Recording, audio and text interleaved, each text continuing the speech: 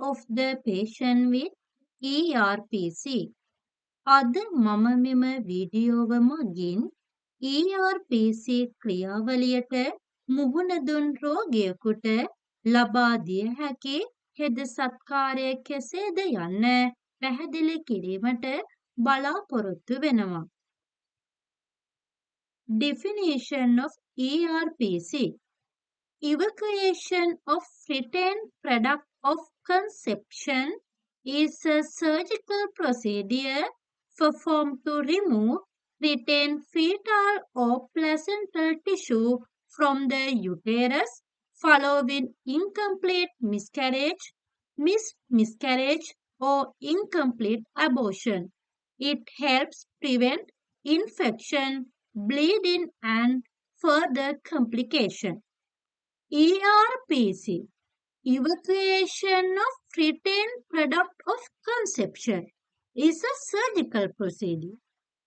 සිංහලෙන් අර්ථකථනය අපි ගත්තොත් ගර්භණී භාවය අසාර්ථක වූ අවස්ථාවක එනම් ගර්භණී භාවයකින් සිටින අවස්ථාවකදී ගර්භණීත්වය හදිසි මොහොතක නැතිවීම මගින් ගර්භාෂයේ ඉතිරි වී පවතින බිලිඳාගේ ශරීර කොටස් ශෛල කර්මයක් මගින් එනම් සර්ජිකල් ප්‍රොසීඩර් එකක් මගින් ඉවත් කිරීමේ ක්‍රියාවලිය අපිට කියන්න පුළුවන් ERPC එකක් කියලා. Evacuation of retained product of conception.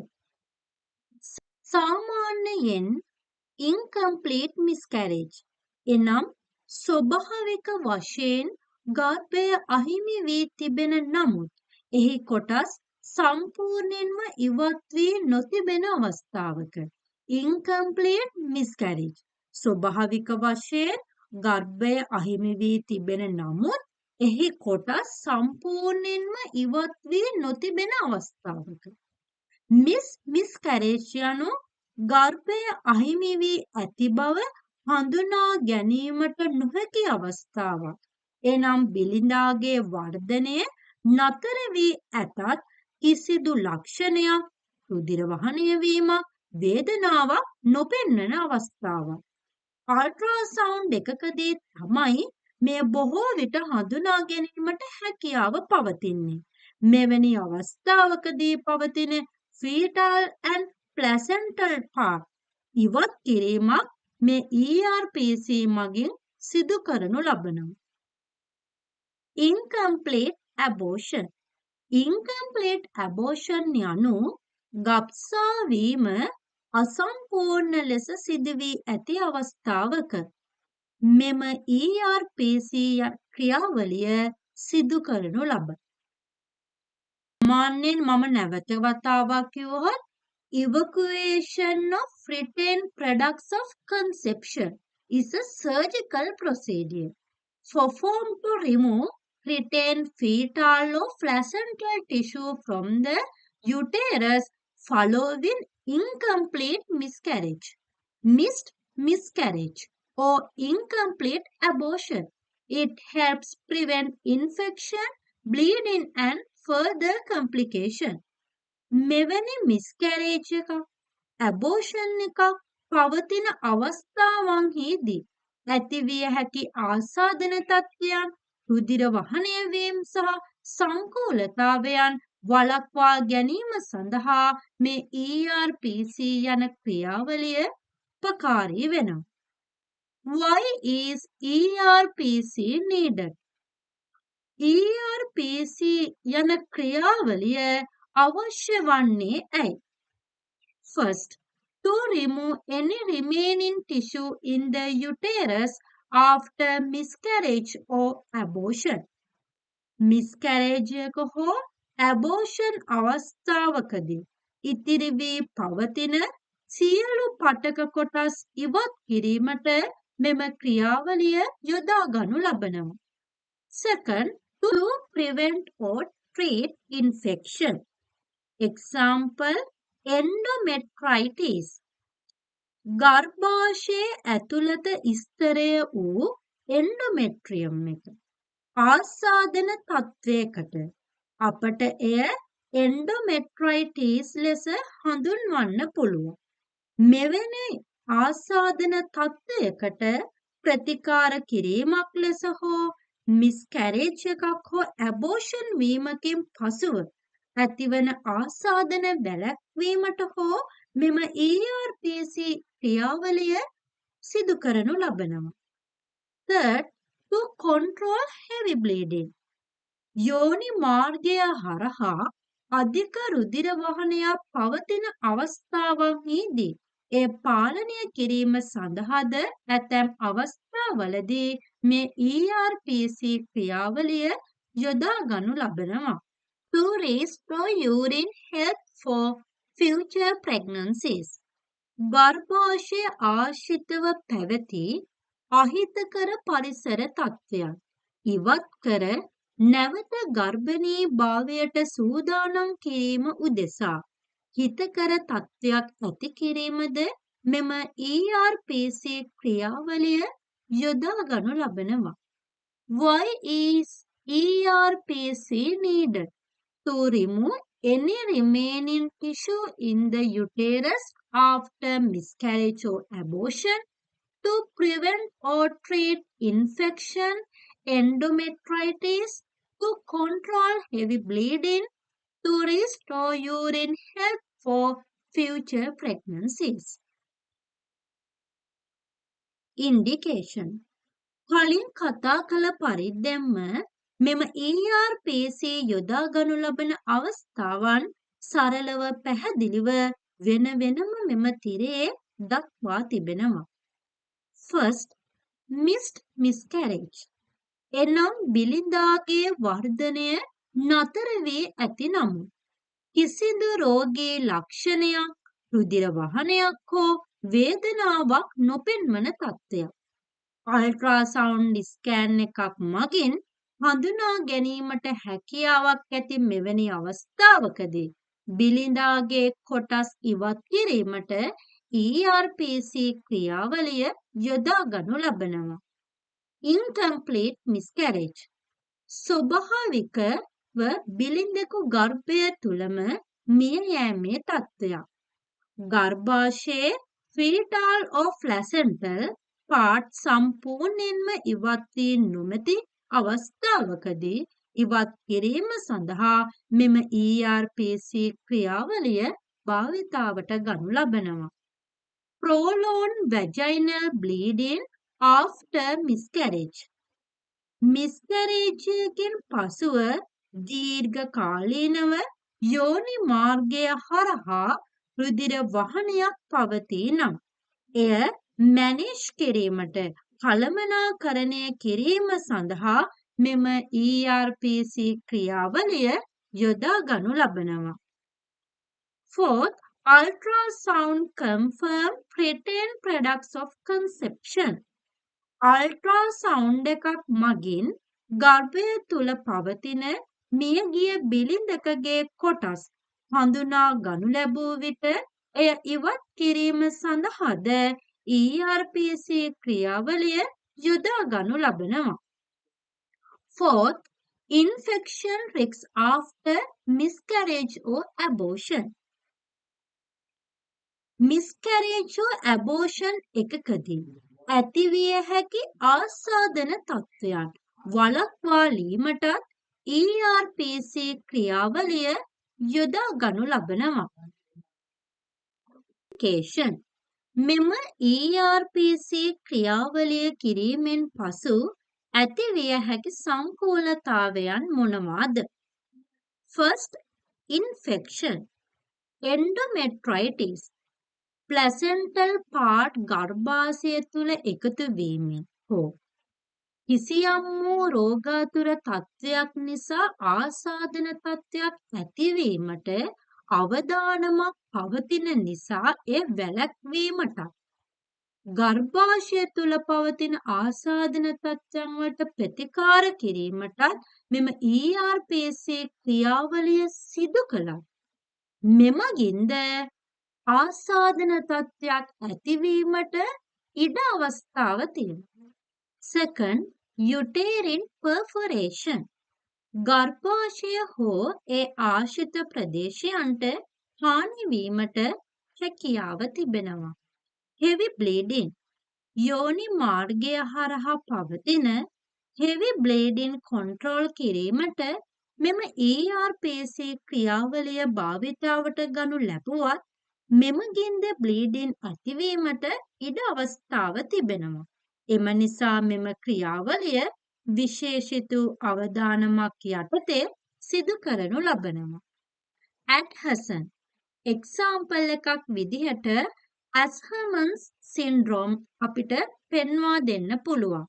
මේ අවස්ථාවේදී වෙන්නේ ගර්භාෂ බිත්ති එකිනෙකට ඇලීම් තත්ත්වයක් ඇතිවීමයි. Incomplete evacuation සම්පූර්ණ මියගිය කොටස් ගර්භාෂයෙන් ඉවත් නොවීම හේතු කොටගෙන මෙම ආසාදන තත්ත්වයන් ඇතිවෙන්න පුළුවන්. Damage to the cervix ගැබ්ගෙලට හානියක් සිදු වෙන්න අවස්ථාවක් තිබෙනවා. මෙවැනි තත්ත්වයන් යටතේ නැවත ගර්භණීභාවයට පත්වීමට බාධා ඇතිවීමට හේතුවක් විය හැකි බැවින් අනිවාර්යෙන්ම මෙය විශේෂ අවදානමකට ලක් කරමින් කළ යුතු ක්‍රියාවක් වනවා. කොම්ප්ලිකේෂන් තමයි අපි මෙම තිරයෙන් කතා කරනු ලැබුවේ. නර්සින් මැනේජ්මන්ට් අපි දැන් බලමු ERPC සිදු කරන කාන්තාවකට හෙද සත්කාරය ලබා දීමේදී අපිට ගොඩනැගිය හැකි නර්සින් ඩයග්නෝසිස් මොනවාද? ඒ ඔස්සේ නිර්මාණය කළ හැකි නර්සින් ඉන්ටර්වෙන්ෂන් මොනවාද කියලා. Nursing diagnosis. First, acute pain related to uterine cramping or procedure as evidenced by physical examination. Uterus එකේ තද ගතියක්, තදවීමක් ඇතිවීම හේතුවෙන් වේදනාවක් ඇතිවෙන්න පුළුවන්. ඒ රෝගියාව physical examination එක මගින් මෙන්ම පේෂන්ගේ verbal response එක මගින් නිරීක්ෂණය කරන්න පුළුවන්. අපගේ nursing goal එක විය යුත්තේ to relieve pain. Nursing intervention වශයෙන් assess pain level regularly using a pain scale, administer prescribed analgesic, offer comfort measure, warm compress relaxation, educate patient on expected cramping post-procedure, monitor response to pain relief. සාමාන්‍යයෙන් අපි pain scale එක ඇසුරෙන් pain level එක assess කරන්න වෙනවා. ඒ වගේම වෛද්‍යවරයාගේ අනුමැතිව ඇතිව අපිට වේදනා නාශක ලබා දෙන්න පුළුවන්. comfort measures ඒ කියන්නේ warm compress relaxation technique අපිට අනුගමනය කරමින් රෝගියාට පහසුව සලස්සන්න පුළුවන්. ඒ වගේම මේ cramping එක ඇතිවීම පිළිබඳව මේ post procedure එක පිළිබඳව අපි රෝගියාව දැනුවත් කරන්න පුළුවන්. ඒ වගේම මේ pain relief එකට කොහොමද රෝගියාගේ ප්‍රතිචාරය? මේ අපි analgesic දෙනවා, යට comfort measures අපි දෙනවා. ඒතකොට කොහොමද මේ රෝගියා ඒකට response කරන්නේ, ප්‍රතිචාර කරන්නේ කොහොමද කියලාත් අපිට monitor කරලා බලන්න පුළුවන්. දෙවන nursing diagnosis එක තමයි risks for infection related to invasive uterine procedure. මේක invasive procedure එකක්. ඒ නිසා ආසාදනයක් ඇතිවීමට අවදානමක් තිබෙනවා. අපගේ nursing goal එක විය යුත්තේ to prevent infection. Nursing intervention වශයෙන් monitor temperature, vital signs and discharges, use strip aseptic technique during and after procedure, educate about sign of infection, fever, foul smell in discharge, administer prophylactic antibiotic if ordered, encourage proper perineal hygiene. සාමාන්‍යයෙන් infection එකක් ඇති වෙනවාද කියලා හඳුනා ගන්න පුළුවන් temperature එක monitor කිරීමෙන්, vital signs monitor කිරීම, ඒ වගේම discharges වල color එක කොහොමද, odor එක කොහොමද, මේවා assess කිරීමෙන් අපිට infection එකක් ඇති වෙලා තිබෙනවාද, ඇති වෙන්න ඉඩකඩ තිබෙනවාද කියලා අපිට හඳුනා ගන්න පුළුවන්. use strip aseptic technique. මේ procedure එක කරන අතරතුර වගේම කළාට පසුව අපි අනිවාර්යයෙන්ම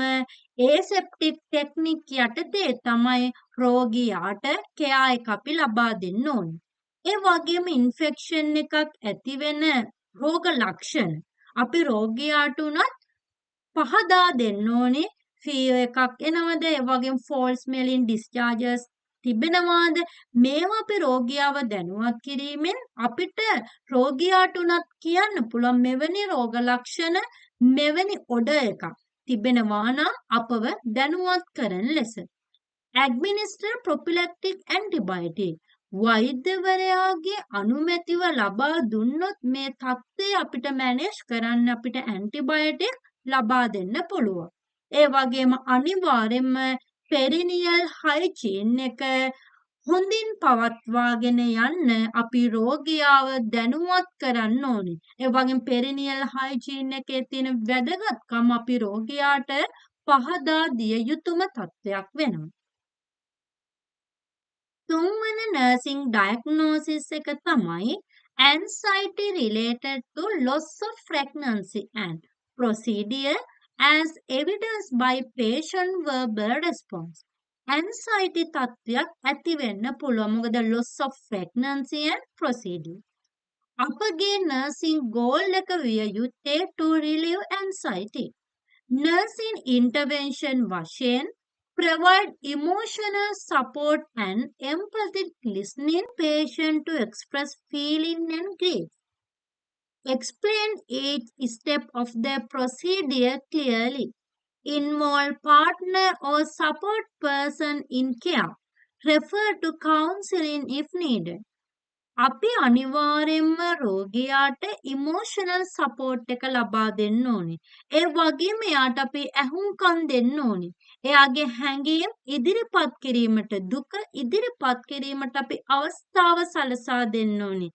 ඒ වගේම මේ ක්‍රියාවලිය අපි ස්ටෙප් බයි ස්ටෙප් රෝගියාට තේරුම් යන ආකාරය, තේරෙන භාෂාවෙන් අපි එයාට පහදා දෙන්න ඕනේ.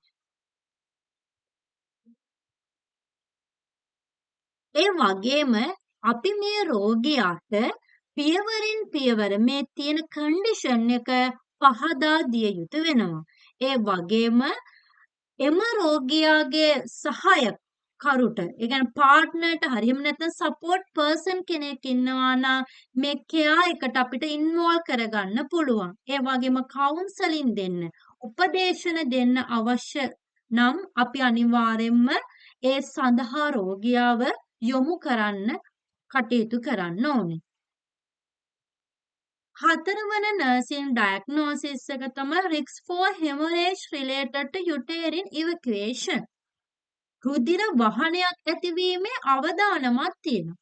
අපගේ nursing goal එක විය යුත්තේ to prevent hemorrhage. nursing intervention වශයෙන් monitor vaginal bleeding post procedure, check vital signs frequently, assess uterine firmness and contraction, administer uterotonics if ordered, prepare emergency equipment if bleeding worsens. Post procedure මේ ක්‍රියාවලියෙන් පසුව vaginal bleeding එක අපි monitor කරන්න ඕනේ. vital signs අපි check කරන්න ඕනේ. assess uterine firmness and contraction කියලා කියන්නේ සාමාන්‍ය මේක bleeding පාලනය කිරීමට අපිට වැදගත් වෙන අවස්ථාවක්. ඒ කියන්නේ uterus එක අපි palpate කරලා බලනකොට මේ firm ගතිය, එහෙම නැත්නම් contraction සංකෝචනය වීම න ක්‍රියාවලිය සිදු වෙනවා නම් ඒ bleeding පාලනයට වැදගත් වෙනවා. ඒ සාමාන්‍ය අපිට එහෙම palpate කරද්දී uterus එකේ soft ගතියක් අපිට දැනෙනවා නම් අපිට හඳුනා ගන්න පුළුවන් මෙයාට postpartum hemorrhage එකක් ඇති වෙනවාද කියලා. ඒ කියන්නේ ඒකේ අවදානමක් තියෙනවා කියලා අපිට identify කරගන්න පුළුවන්. එතකොට අපිට ඉස්සරහා continue management එකට යන්න පුළුවන් කොහොමද මේ සඳහා අපිට manage කළ යුතු වන්නේ කියලා. ඉතින් අපි අනිවාර්යයෙන්ම uterine එකේ firmness එකයි contraction එකයි අපි අනිවාර්යයෙන්ම සලකා බලන්න ඕනේ. මේ uterus එක palpate කරලා. administer uterotonics if ordered කියලා කියද්දි සාමාන්‍යයෙන් වෛද්‍ය උපදෙස් මත uterine contraction එකට උපකාරී වෙන ඖෂධ වලට තමයි අපි කියන්නේ මේ uterotonics කියන්නේ. ඉතින් මේ වෛද්‍ය අනුමැතිව ඇතුව අපිට මේ දේවල් ලබා දෙන්න පුළුවන්. සාමාන්‍ය uterotonics medication විදිහට oxytocin, මිසොප්‍රෙස්ටෝල්, ඒගොමෙට්‍රින් වැනි ඖෂධ අපිට භාවිතාවට ගන්න පුළුවන්. මෙවැනි ඖෂධ මගින් යුටේරස් එකේ කොන්ට්‍රැක්ට් එක ඇති වෙලා බ්ලීඩින් අතර කිරීමට උපකාරී වෙනවා. ඒ වගේම රිටේන් ටිෂු ඉවත් වීමටද එමගින් හැකියාවක් තියෙනවා. prepare emergency equipment if bleeding worsen කියන්නේ රුධිර වහනය වීම දිගින් දිගටම සිදු වෙනවා අපිට ඉමර්ජන්සි එකට සූදානම් වෙන්න සිද්ධ වෙනවා. ඉතින් සාමාන්‍ය to prevent hemorrhage කියන නර්සින් ගෝල් එක යටතේ අපිට ගොනු කරන්න පුළුවන් නර්සින් ඉන්ටර්වෙන්ෂන් ඒ වගේම අපි කළ යුතු දේවල් තමයි මම මේ තිරයෙන් දක්වා තියෙන්නේ. නර්සින් ඩයග්නෝසිස් එක තමයි deficit knowledge related to procedure and self-care as evidenced by patient verbal response. deficit knowledge එකක් පවතින්න පුළුවන්. මොකද මේක unfamiliar condition එකක්. අපගේ නර්සින් ගෝල් එක විය යුත්තේ to improve knowledge. අනිවාර්යයෙන්ම අපි රෝගියාට මේ ERPC ක්‍රියාවලිය කුමක්ද? එහි තියෙන අරමුණ කුමක්ද? ඒ වගේ මේ ක්‍රියාවලිය සිදු කරන්නේ කොහොමද? රිකවරි තත්ත්වය කොහොමද? අපි රෝගියා ඇතුළු රෝගියාගේ ඥාතීන්ට මේ පිළිබඳව දැනුවත් කිරීම කළ යුතුම වෙනවා. Explain sign that need immediate medical attention. ඔකට සාමාන්‍යයෙන් අපි රෝගියාට දැනුවත් කරන්න ඕනේ වහාම වෛද්‍ය උපදෙස් ලබා ගත යුතු තත්ත්වයන් තිබෙනවා නම් ඒ සඳහා කොහොමද ක්‍රියා කළ යුතු වන්නේ කියලා.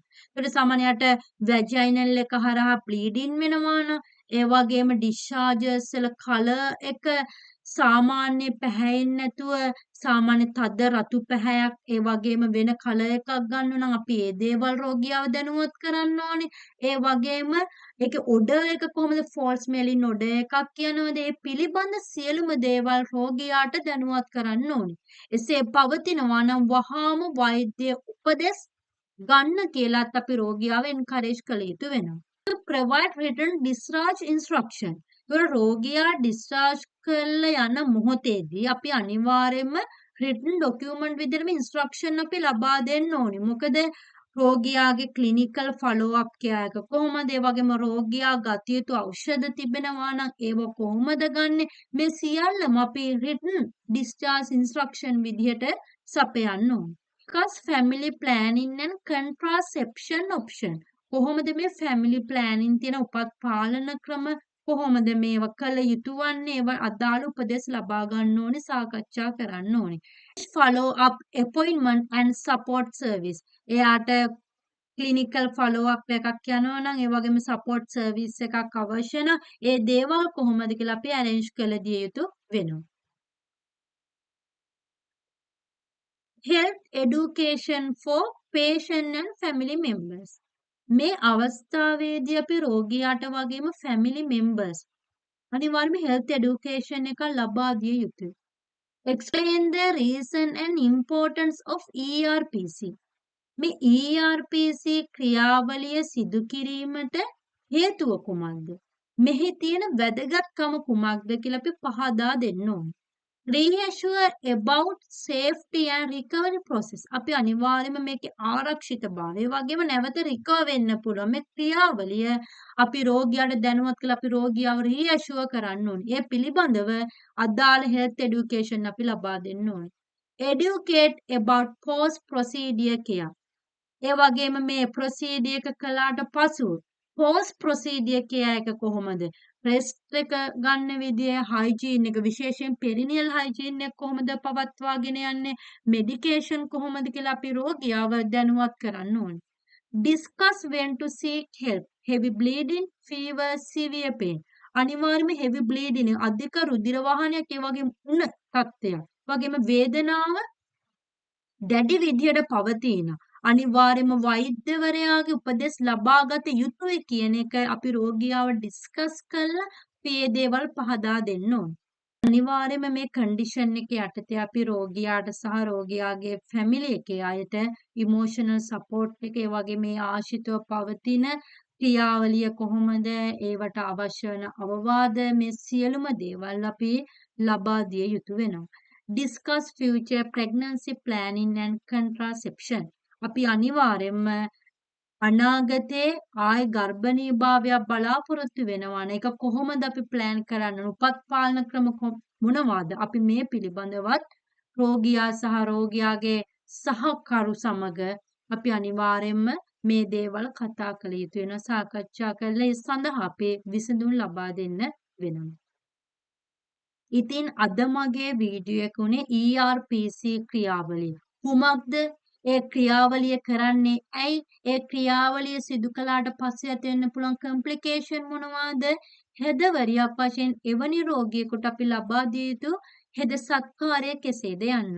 ඉතින් තවත් මෙවැනි වූ වීඩියෝ ලබා ගැනීම සඳහා මගේ channel එක subscribe කරන්න, like කරන්න, bell icon එක click කරන්න. ස්තුතියි.